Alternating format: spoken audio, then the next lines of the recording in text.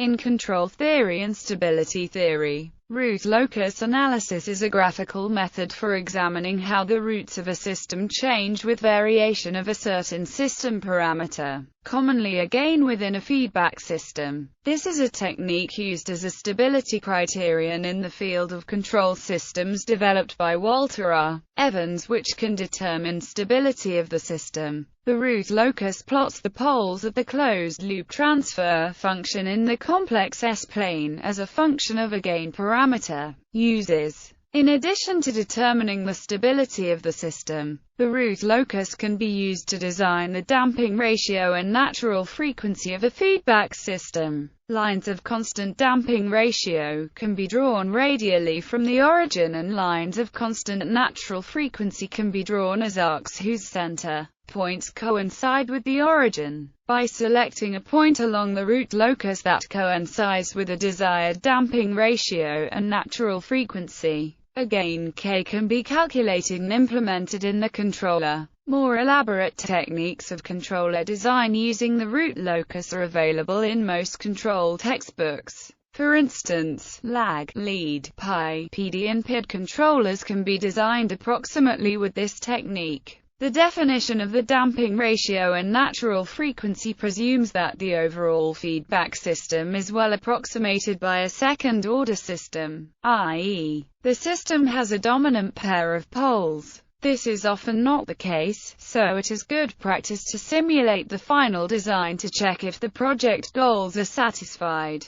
Example: suppose there is a feedback system whose input is the signal X and output is Y. The feedback system forward path gain is G. The feedback path gain is H. For this system, the overall transfer function is given by thus the closed-loop poles of the transfer function are the solutions to the equation 1 plus GH equals 0. The principal feature of this equation is that roots may be found wherever GH equals -1. In systems without pure delay, the product GH equals -1 is a rational polynomial function and may be expressed as where the -z are the m-zeros, the -bi are the m plus n poles, and k is a scalar gain. Typically, a root locus diagram will indicate the transfer function's pole locations for varying values of k. A root locus plot will be all those points in the S-plane where GH equals -1 for any value of k. The factoring of k and the use of simple monomials means the evaluation of the rational polynomial can be done with vector techniques that add or subtract angles and multiply or divide magnitudes.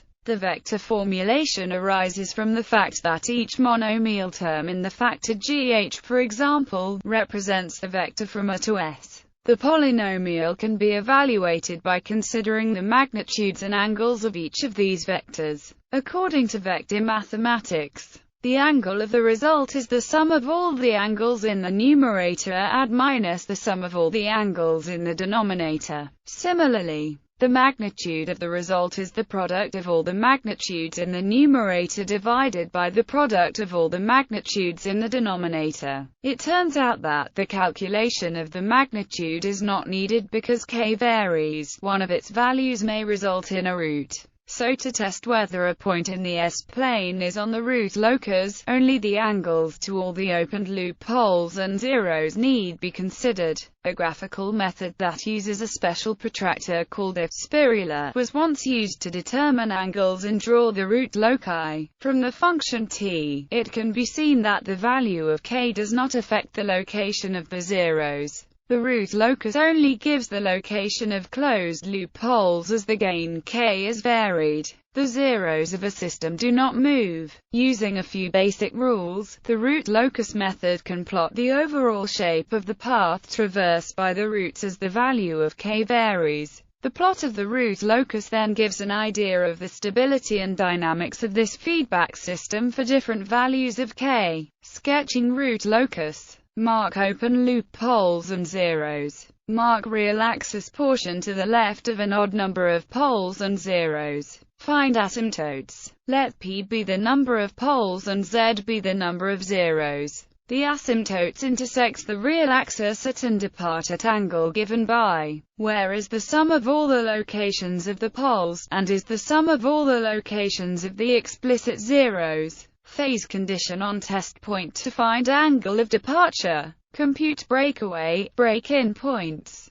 The breakaway points are located at the roots of the following equation. Once you solve for z, the real roots give you the breakaway, re-entry points. Complex roots correspond to a lack of breakaway, re-entry. Z-plane versus S-plane. The root locus method can also be used for the analysis of sampled data systems by computing the root locus in the Z-plane, the discrete counterpart of the S-plane. The equation Z equals S maps continuous S-plane poles into the Z domain, where T is the sampling period. The stable, left half S-plane maps into the interior of the unit circle of the Z-plane, with the S-plane origin equating to Z equals 1. A diagonal line of constant damping in the S-plane maps around a spiral from in the Z-plane as it curves in toward the origin. Note also that the Nyquist aliasing criteria is expressed graphically in the Z-plane by the x-axis, where omega nt equals pi. The line of constant damping just described spirals in indefinitely but in sampled data systems. Frequency content is aliased down to lower frequencies by integral multiples of the Nyquist frequency.